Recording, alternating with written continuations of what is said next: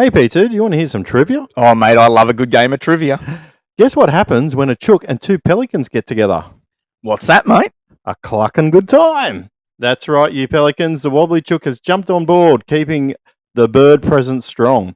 Whether you like a pale ale, brown ale, IPA, or a lager, the wobbly chook has you catered. Crafted from Yamba's finest chooks. Better still, Mick, how do we get some wobbly chook?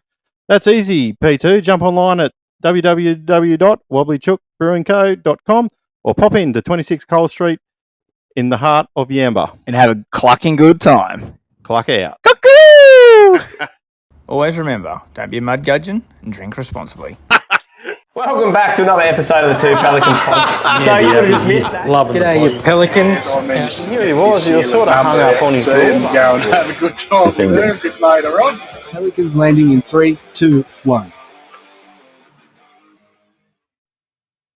All right, guys, welcome back to the Two Pelicans podcast. I'm Mick. I'm Bo. And we are the Two Pelicans, here once again trying to make fishing great and receiving messages on my phone and just checking to see if... we don't. That doesn't matter. All right, guys, look, I hope you've had a pretty good week out on the water. Where have you been? Where have you been venturing? If it's been fishing, smashing a chook, actually, but I have a chook now. Get out the wobbly chook. I'm on the old ginger beer, yeah. Oh, get that up, My favourite being the mother clucking mid. Whatever you've been up to, I hope you've had a great week. I hope your family's had a great week, and I hope you've all been taking good care of each other and having a good time whilst you do that as well. It's been a funny week. Bo and I have actually been pretty busy in our own little worlds. We haven't really put too much together for this show, but sometimes this is how the good ones sort of pan out. But look, long weekend. We've seen that there the other week. We've seen the football. Bathurst. That was the interesting little end of that with the pissing down rain and all the big wigs falling out of the car race there. So, but anyhow, good to see some young Kiwi lad. I couldn't tell you his fucking name, but no, it was good to sort of see the old black sheep. No, not just black sheep. Just black sheep. Black sheep getting the win.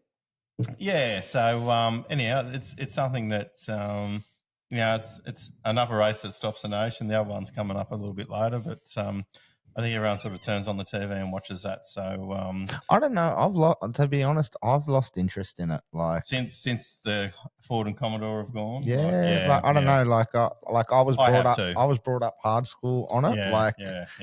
And that, but now I've just went the. Look, I think I'm glad. Well, I don't know what's happening next year. They're bringing in other cars. I think I'm not sure. Yeah. Anyhow, I don't follow it enough to understand it, but. Oh, look, Mustang Chev, it's some sort of rivalry, I suppose. It's not like the olden days, but unfortunately, car manufacturing in Australia is fucked. Yeah. So, and will continue to be. Not the only thing that's in Australia at the moment either.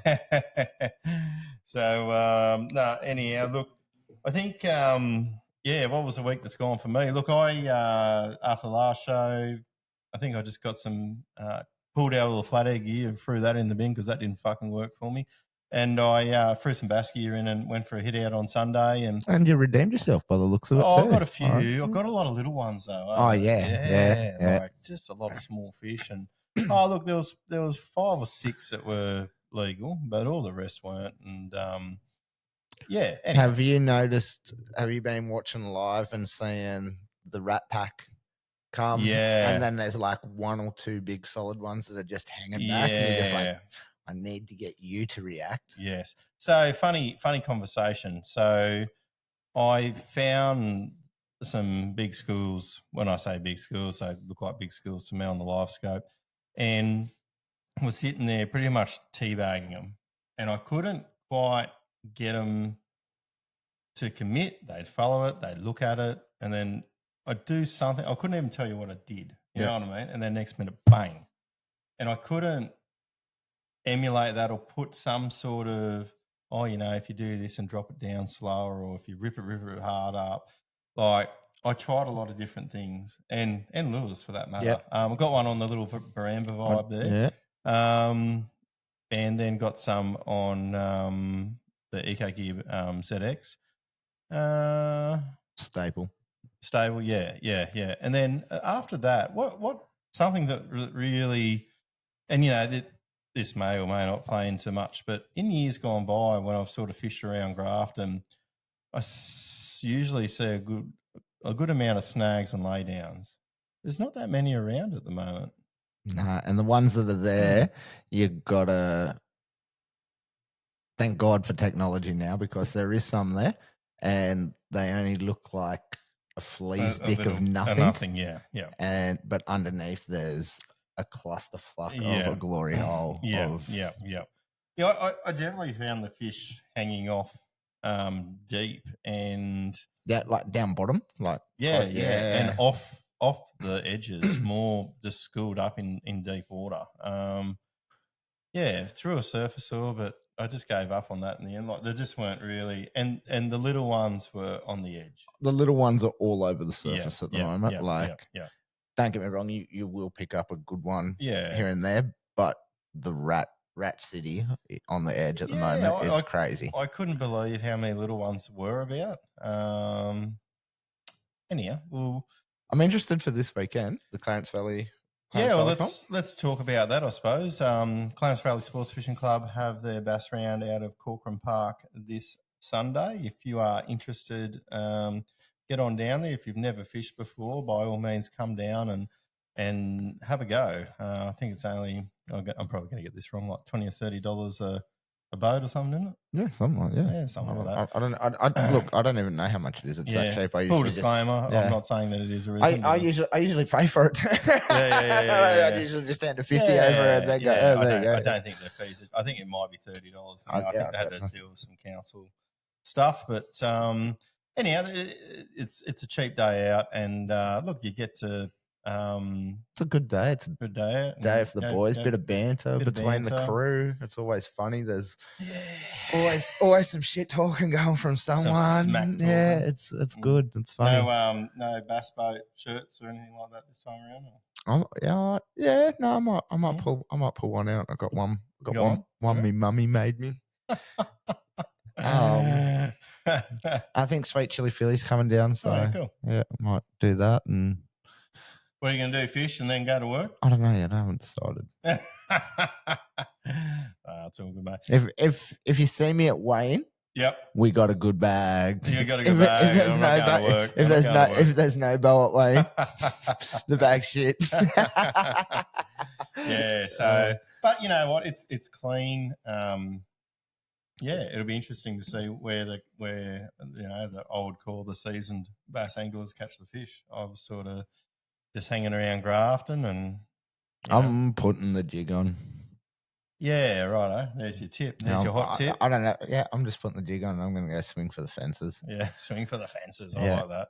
I'm swing hard or swing home. Yeah, we'll go upriver. We'll go upriver and play upriver. See what's happening up there. Yeah. I've had some good reports of. Yeah, I probably didn't drive far enough up there, but I sort of. The boys did a little friendly comp last weekend. And apparently, they got some good ones. There was some good ones caught up. As in your bro and co? No. A couple of fellas that listened to the potty. Cool. They were in they in bass boats? Yeah. Yeah, I did see a bass boat scooting around Saturday, coming down to the ferry. I'm like, well, you won't be able to fish there when it's the Bass Open. No. That was just that was the crew. Yeah, that's right. Just they dropped in for a feed, and I just said, go have a look. Go have a look at the ferry. I'm like, there's no reason why you can't enjoy it when it's not a comp day. Yeah, so that's right. And it is quite delightful. It is always nice to put some numbers, quick numbers on the boat. And then they were staying up Coppo, and some really nice fish. I think were caught up in Coppernos. So look, and just further that, just moving off the bass scene at the moment. The Clarence River it's really cleaning up at the moment, which is great to see. Had a few reports from some listeners about how it's been going. There's been quite a few dew around Harwood at the moment. The dew are thick as I've got something to say in a second. Yeah, righto. A few guys getting some jacks up in the North Arm and around about the usual haunts at Yamba. But down the front in general has been somewhat pretty quiet. And that'd be only because of this time of year and how clean it is. But I suspect that one comment that some people have been making to me is that no one's consistently braining flooded at the moment, which is a strange concept given this time of year. Surely they've got to be about somewhere. Surely. There's a few about. If you know, let us know. We found a few the other night. So Saturday, Sunday night, me and the boys had a great idea that we were going to go mud crabbing. Oh, yeah. How'd that go? How many crabs did you get? 8 undersized ones. Yep. The crabbing hasn't been real good either. No crab. Yeah. But then we heard someone was nailing them down Harwood area. So, okay. Shout out to that guru. But on the Saturday night, we had a run of some really nice schoolies, like some like yay big. Yeah, right. So then I'm calling Aaron at 12 o'clock at night to gee him up for the next night. Yep. And unfortunately the moon didn't come. We're not prawn experts, so if anyone is a prawn expert, fill me in. I would love a cast net, but unfortunately it'd be my luck. I'd get locked up and of course I'd drop the soap or something. Can't use them in New South Wales for people that don't know. But yeah, it'd be fun to have. Like back in the day when I lived up on the Goldie, I used to find little pockets of banana prawns and. On Saturday night I spent 2 hours and I probably caught 2 kilos, 2.5 kilos, just in the bass net. Wow! Right, and you just scooped them. Yeah. Oh. So the next night, so I G'd the boys up. Like I was like, where was this at? Just out of curiosity. Ramiaka. Yeah, cool. Anyhow, keep telling your story. I've got something about it. Yeah. G'd the boys up, ready for Sunday. And unfortunately, I don't know. I think the moon has something to do with it. Yeah. It shouldn't have made that much of a difference in that one. Well, change, it fucking though. did. It fucking did.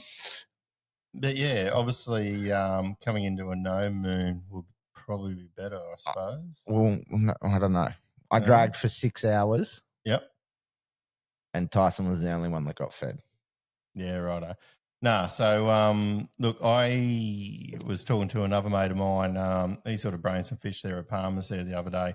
And what's quite interesting about this story is that generally this time of year, you see a lot of jelly prawns along Palmer's Island Wall. And then you'll see a couple of decent prawns floating about. Well, he reported to me that they were all just prawns, like full-size prawns, no jelly prawns. And he said it just was like going off all day. So they're obviously moving around. It's probably the comment that I'd make with that. Yeah. And yes, hopefully they come a little bit further upriver soon and we'll be waiting on a particular sand spit for them. Well, back to the Jewfish as well. We put the dillies out and I don't know if the prawns and the shrimp were coming to the bait and then the Jewies were coming for them. But we were catching legal Jewfish in dillies. Wow. In Ramiaka. Wow. Yeah. That's amazing. And that sort of goes to the story of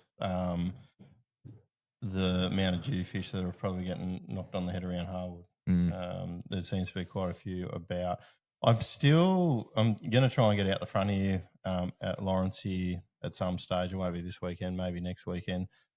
Just to sort of feel like if this water sort of keeps clearing up the way that it does. If you do go Sunday, just 50 metres away from the ferry, please. Yeah. No, I won't be. I think if I go fishing in the comp on Sunday, I'd like to go up the Coal Stream, but I feel like I'll have to really drive all the way up the end of that, and it might just be easier if I just do it and annoy Tyson. Tyson and Jacob probably go up there. Just race them up there. Yeah, they'll probably beat me. He's got a 150, hasn't he?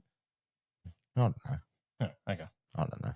Yeah, we'll see how we go. We'll see what we can do. It'll be fun. It'll be fun, But yeah, anyhow, long story short, I think, I'll probably just hang around Graft. I'm not going to be bothered bloody wrapping miles and miles for the glory, I suppose. But and I think there's all right fish there. It's just a matter of if the teabag and things going on. It's just a matter of getting them to commit to it. Yeah, and the right ones to commit to it. In saying that, like I said, I think I got about 16 roughly, give or take 1 or 2. But I lost 5. Yeah, just no bust ups or anything, just broken hooks, pulled hooks, and that was it. Yep. So, because I always check my gear all the time, it probably was due for a treble. I've had days where the old ZX with the old one hooker, mate, has dominated, and then I've had other days where I was like, oh yeah, I remember that day. Yeah, fuck it, let's go. Yeah. Yeah, go on. Yeah. I should have just fucking 2 seconds, Bo. 2 seconds. 2 seconds. 2 seconds. All right. So look, we might just move on to some of the news. Obviously, and sort of moving around the Victorian Open that was held there last week. Daniel Kent would come first place in that. Massive 13.4 bag for the few days, followed by Mitch Lundquist for around about 13. And shout out to Mitch. I hope I got the right guy, but he's running a Basco boat, so I'll give you a shout out. I think he's running a Basco boat. Basco boats got to stick together. That's it. And then Dave Harley for around 12.3 kilos. So cracking bag. Yeah. I think they ended up with about 40 boats roughly. And obviously down at Gippy, no more netting there. So really good. I think that the bag sort of talked for himself. It's obviously been pretty healthy there. So flip around to today. First day of the ABT Bream Grand Final. You have an FMOs or whatever what's that? You sort of like fuck. I am pretty depressed. I am pretty depressed. Yeah. I sort of funny enough, we don't have a violin button. Yeah. I sort of said to someone there today, I'm like, yeah, it's starting to hurt now a little bit. I probably should have just not done the work thing and just told him to rack off. But Case, if you hear this, just look after the man tonight. I don't know, back rub, front rub. I don't know, son. Just rub him somewhere. He's going to need it. Probably going to need something. But look, it's one of them things where, like you want to do all these things, and I've always been someone that's always had to put, work and country first, if you want to call it that. It is what it is. Just a blue collar man. Yeah, just a blue collar man. But no, it's one of them things. And look, this year just hasn't lined up. I think even next year when they've got the Foster one on, I think just having that month later just would make a hell of a difference for what I need to have or do. You know what I mean? Considering that October we book ourselves out to that Floody Classic, and probably next year we're going to go do something a little bit different, but it'll be around that time. So, I don't know. This week, these 10 days seems to be like an annual Mondrian Barra thing that I'm thinking we might need to get our asses onto. Because it looks like there's been... look, the boys... raking it in. And girls. And girls, yeah. Nige and Anna done well. I can't think of their names there now. They do listen to this show, so they're going to call me a mud gudgeon. Them guys. Simon and Glenn are up there. Simon and Glenn are up there. Hide up boys are up there. Yeah. Anthony. I think the WRF Milky boys. girls are there. Everyone's up there. So that's everyone really up there. Yeah. But yeah, look, I might disappear up there next moon, but not for the ABT. I sort of just want to go up and experience it for a bit, because I haven't really fished for Barra for around about 12 years now. So, and sort of sit there and try and master live scope, and being able to see big baits, big fish with live scope will be, I think, quite enjoyable. For someone that hasn't fished for Barra for a long time, just to try and rejig the techniques, and probably do a bit of YouTube before I go. Yeah, I think I started watching YouTube on it there the other week, and Anyhow, that's if you didn't fall asleep, Tommy Wood probably would have taught you. Just saying. Yeah. I don't know. I think I'm happy to sort of pay him a fee anyhow. He can. I'm sure he can do it twice, couldn't he? Oh boy, when he comes back to Australia, he's gonna need $1 or $2 to get back over there. Yeah. So he'll sell his body. Yeah. No, I think it'd be really good. I learned some things on the weekend that I need to do because my setup's obviously a little bit different with the Kraken and where that LiveScope sits. Yeah. I need to sort of do more angling on it and then change the screens on it, a few settings there. But I'm getting better. And like the down imaging was the best thing there the other day was, being able to see the schools. They look at it, they move up to it, and then now not interested. And then next minute just, you know what I mean? You know who is really fucking good with sounders? And it kills me to say it. Mm. Put Tyson on your boat for half an hour with your sounder. Well, he's been on my boat. Did he not fuck around with it? No. Did he not? Well, we might not have had the balls. He might have been a little, yeah. He jumped on for the pre-fish there at Tweed. And, he was good. We spent a bit of time and, I caught some fish, then he caught some fish and, I put a plan together. It didn't really come to fruition, but, at the end of the day, he sort of, I think that's the thing when you get guys on boats, you always learn something, whichever way it is, whether it's a boater, non-boater, in that sort of respect, mates, whatever it might be. I'm sort of open to the. He's pretty good with the buttons and changing. Like he's got Jacob's sounder dialed in very nicely. And he did a few things to Sweet Chili Philly sounder, which made it. All right. It sounds like he's got a job. Yeah. Right. Oh, he was joking the other day that if he lived closer, he'd turn into Matthew Mott's apprentice. He reckons that's how good he thinks he is at the moment. So fucking hell. He'd be running them. Who's that guy that runs Matthew Mott from Timu? No, Timu. No, what's who's the other guy up north that does the sound to train him? I can't think of his name. What's his name? Start up his own sound course. Yeah. That's it. Look, getting back to the ABT, this is sort of a good news story. Now, this is by the time this gets out, we're only talking about the first day. You'll know who the winner is by the time this comes out. But might as well bask in the glory of it. Joel McKenzie's sitting in first there at the moment.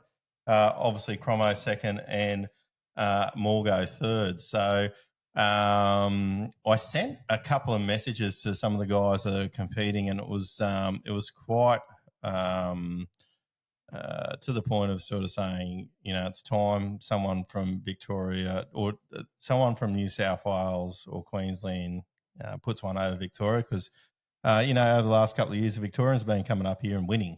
So it'd be interesting to sort of see if these guys can hold on for the 3 days. So, but shout out to Joel. Like he's worked bloody hard this year with competing. He's turned up to most of the events and so it's obviously paying off for him being in first place. So no, good on you, Joel, and go Garmin. So he'll like that. Now I wrote some of this down. And then I stopped writing it because I was sort of, don't tell anyone, working and writing about the podcast. NCBB had theirs last weekend. Yes, they did. Now, I'm going to just say Cameron and his partner or fiance come first. I didn't say who come second. No, second. Shit, I got that wrong. Retract. Oh, okay. Who came first? Walshy. Walsh. Oh, okay. Walshy sorry. And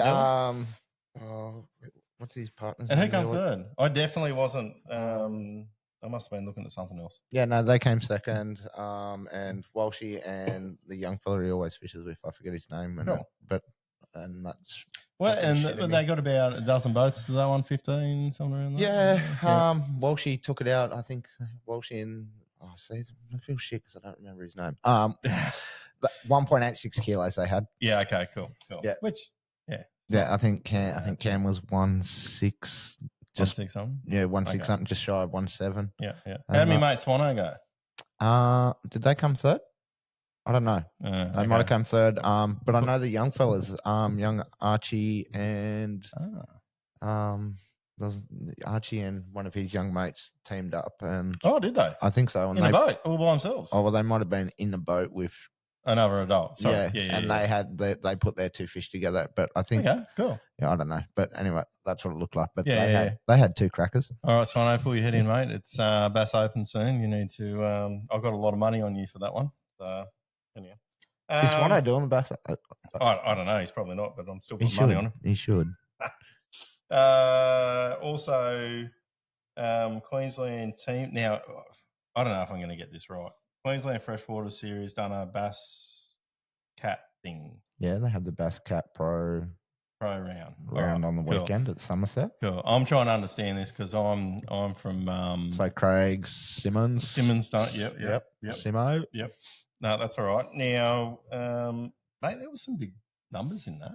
Mate, that was a good field, and with some quality anglers from the bass scene. So, could anyone fish that, or did you have to own a bass cat? No, anyone can fish. All right, okay, cool. Yeah, I wasn't quite sure. And if you have a bass cat, there was a bonus. There was cool little prizes. Okay, cool. Those bass cat life jackets, they're fucking sick. I want one. Just they look awesome. No, they're a good boat. They are a good boat. But and I'm just going to throw it in. It's a proper life jacket too. Oh, what do you mean? Well, it's like proper life jacket. Like there's no having to pull shit. Like it's a proper life jacket. Oh, okay. Life jacket. I've looked into it. These other ones aren't life jackets. So no pull the string, no nothing. No, like all inflatey already in there. It's like little vesty. It's nice. Interesting.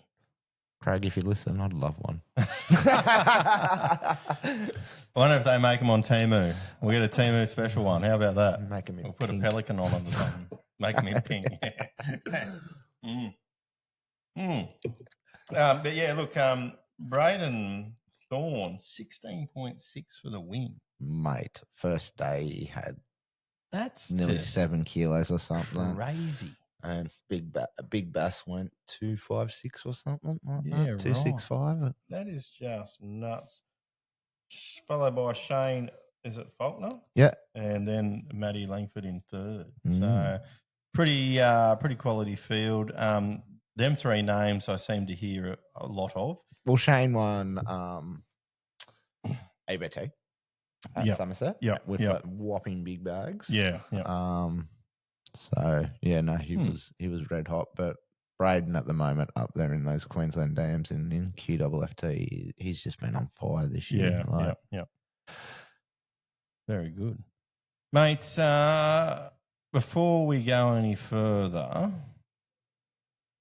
let's sort of talk about your thoughts around the Bass Open that's going to be happening on the Clarence in.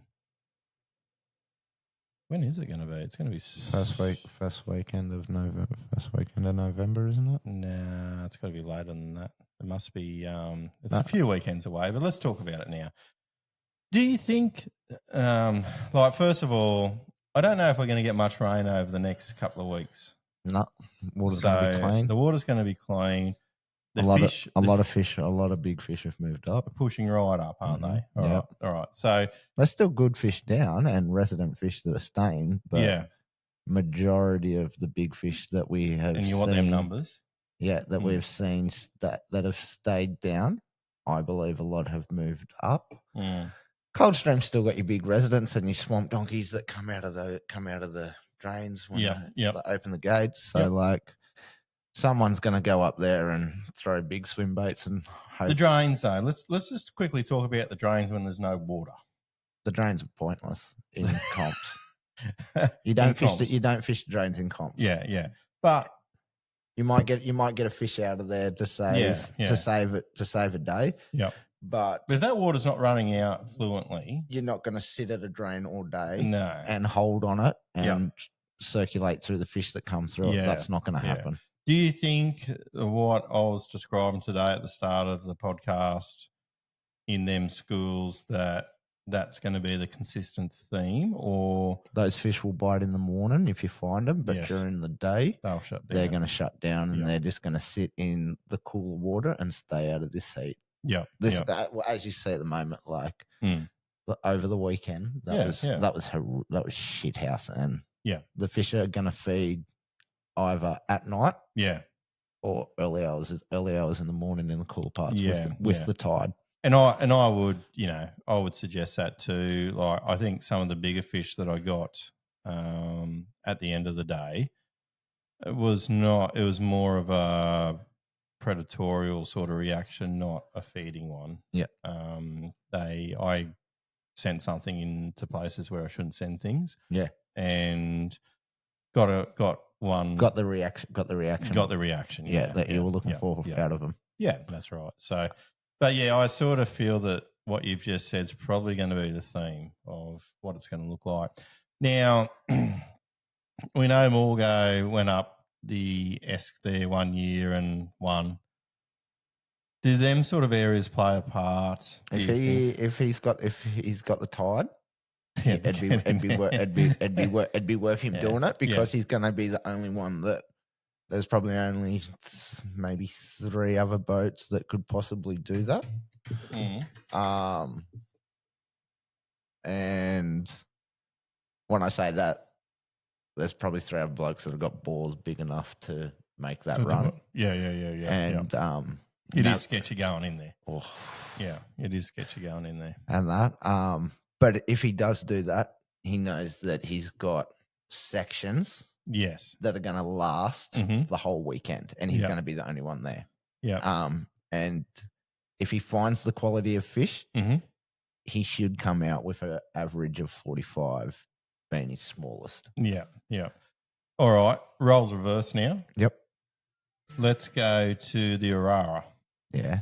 I think that's going to be the hidden gem. That's the hidden gem. Now, how's the entry into that going these days? Fine. Entry's fine. Okay. Entry's fine. Once you start getting up there a bit further, it starts to get a bit sketchy. Some sandbars have moved. Okay. But now that we've got the clean water, navigating through nicely is essential. So use your pre-fish time to make your track through there. Yeah. You can get up to the bridge. You can get up around the corner of the bridge pretty comfortably. Yep. There is sandbars and a few boulders, but if you're not boogieing up there like a fruitcake, you'll come back with your boat and your prop. Yeah. No, I've heard a few guys lose a prop. Beetle spins, jigs. The Aurora can pull out some big fish. There's some beautiful big cliffs up there that hold the shade area. So like you're literally fishing a 2-meter section of cliff wall. Yeah. And now this has sort of popped into my mind, mainly because of how things are cleaning up. Does Shark Creek get a start? Yeah. It can. I've been fishing Shark Creek a little bit because it's in the vicinity of my work, my new milk run. Yeah. I don't always fish the ferry, you motherfuckers. They should just call it Point Bow Bluff. Yeah, it's Bow's Bluff. Everyone's not allowed to fish at 50 meters either side. That should be the new rule. Unless you bow. Yeah. I might start claiming land rights or something on they're my cables. You've got Sharky, you've got Whiteman's as well. So Whiteman's Creek. Yep. Upriver. Yep. It can. How's Shark Creek looking? Because it's one of them places that can get putrid quick. It's clean. It's clean. There you go. It's clean. My thing for Sharky is that it's a surface bite. It's a surface bite. So if you're getting that surface bite early and the fish and there's good fish there, it'd be worth it. Yep. But throughout the day with these hotter days, that water's in there. If it's not a high tide, that water in there is just going to heat up and the bass are just going to go straight out to the front of it to the deeper hole of it. And somewhere like Coldstream probably accommodates that a little bit better. Yeah, it's deeper. Yeah. In the guts of it, so they can hide in. Hot tip for Coldstream too. Don't be scared to fish the guts of it. There is there's carnage on the sides, but it looks like 9/11 up the guts of it. Yeah. It is, in some points, it is horrific. If anyone, actually, I might give the heads up to some of the listeners as well. If you do go up above Dead Man's to head up into Coppernoth, be very careful on the big bend that used to have the sandbar across. Mm-hmm. That sandbar comes all the way across now, and on a low tide, there's an island. Ooh. So yeah, there's a few nasty little hidden gems that are around the place. Yep. And probably the last one area that I want to discuss is Cars Creek. Yeah. It's been red hot at the moment. I really wouldn't be surprised if it doesn't get one out of there on the weekend. Yeah, right. It's potentially got that at the moment. I don't know what it is at the moment. There must be a good frogs have been jamming in Cars Creek, I reckon. Yeah, okay. The surface action in Cars has been awesome. Okay.